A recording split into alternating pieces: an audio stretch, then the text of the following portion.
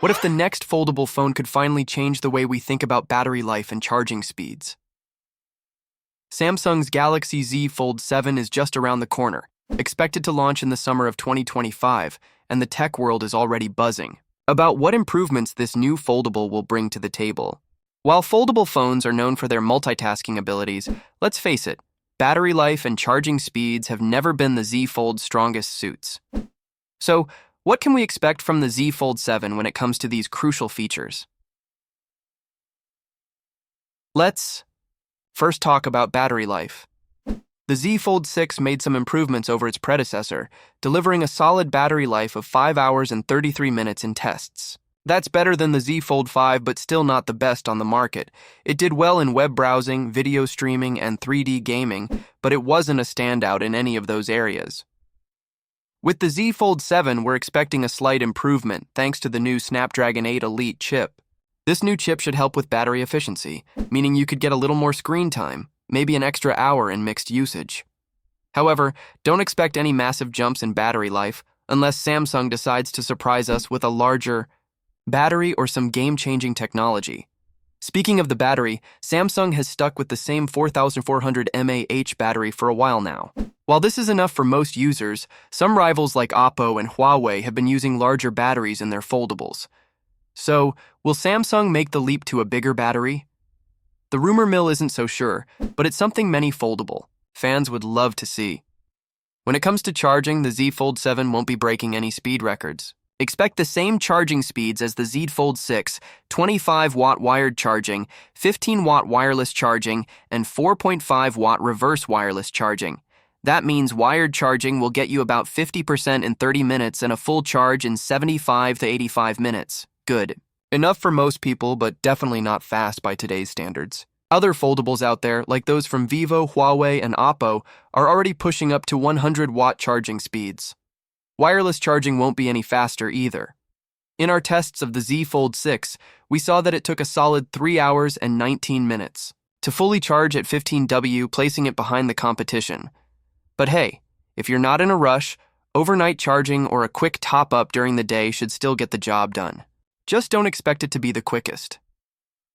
Now, if you've ever found yourself with a dead Galaxy Buds or a Galaxy Watch and no charger nearby, don't worry. Reverse wireless charging is here to help.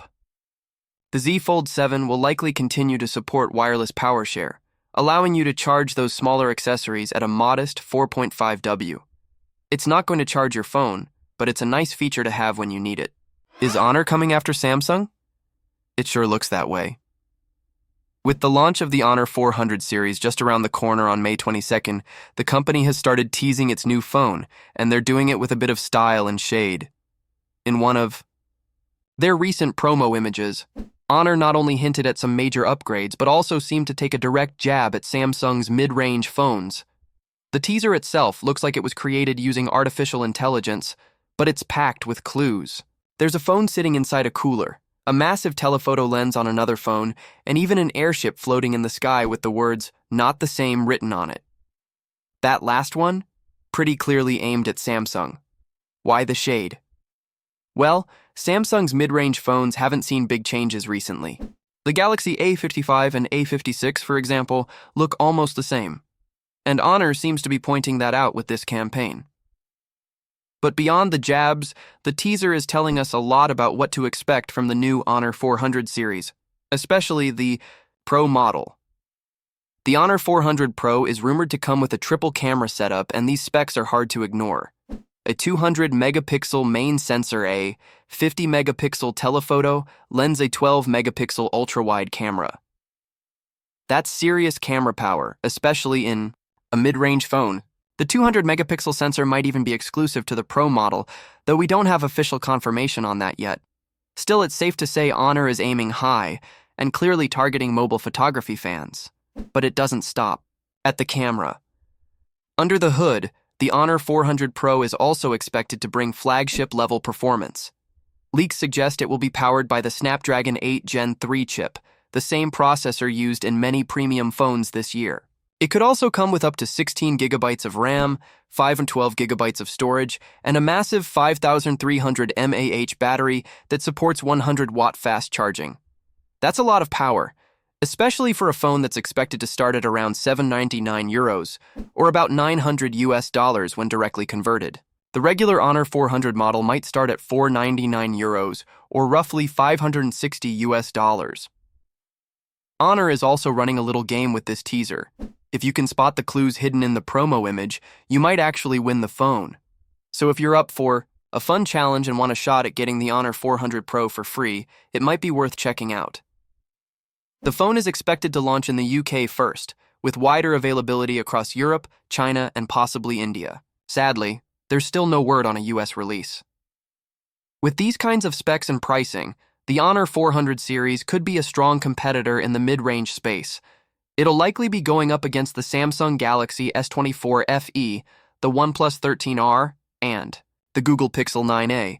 But with that powerful camera setup, Honor might just have the edge for users who care most about mobile photography. So, what do you think? Is Honor playing it smart by calling out Samsung? And would you consider switching to the Honor 400 Pro over something like a Galaxy A series phone? Let us know what you think in the comments. And if you enjoyed this update, make sure to hit like and subscribe for more phone news and reviews right here on our channel. What's one thing we all want more of from our phones, but never really get enough? Yep, better battery life. The iPhone 17 series is coming in September 2025, and while the headlines focus on design and camera changes, there's a lot happening inside the phone, especially when it comes to how long the battery lasts and how it charges. So what can we expect this year? Let's start with the basics. Apple will release 4 models again: the iPhone 17, a new iPhone 17 Air, the iPhone 17 Pro, and the top-end iPhone 17 Pro Max. The iPhone 17 Air will replace the older Plus version. Now, don't expect Apple to suddenly add giant batteries like you see in Android phones from brands like Xiaomi or OnePlus. No 6,000 mAh monsters here, but Apple is still making useful changes. First, all iPhone 17 models will use what's called stacked battery technology. It was introduced earlier, and it's back again. These stacked batteries are more compact and last longer. They also generate less heat, which is better for your phone's long-term health. Second, Apple is bringing a new kind of glue to make battery replacements easier. It's called electric adhesive. Basically, it lets repair centers remove the battery using a small electric charge instead of having to pry it out by force. So, fixing your phone just got a bit simpler. Will the iPhone 17 have better battery life? Most likely, yes, especially in the Pro models. That's mainly because of the chip. The standard iPhone 17 and 17 Air will run on Apple's A19 chip, while the Pro and Pro Max will use the A19 Pro. These chips might be built using either a 3nm or possibly even 2nm process. That smaller size means better energy use, so your phone does more while using less battery. Also, there are more improvements helping in the background. Apple's new 5G modem is expected to use less power than before. The OLED screens will be more efficient too, thanks to new display tech called M14 panels. Now let's talk charging. Don't expect super fast numbers like 120 watt or 200 watt charging from Apple. That's just not their style. Instead, the iPhone 17 models will likely stick with the current speeds. That means about 27 to 30 watt wired charging, depending on the model. In real-world terms, that means it could take about 1 hour and 30 minutes to go from 0 to 100%, just like the iPhone 16 wireless charging. Yes, it's here as usual, with speeds up to 15 watt using Apple's MagSafe. No surprise there. But here's what's new. Apple might finally add reverse wireless charging.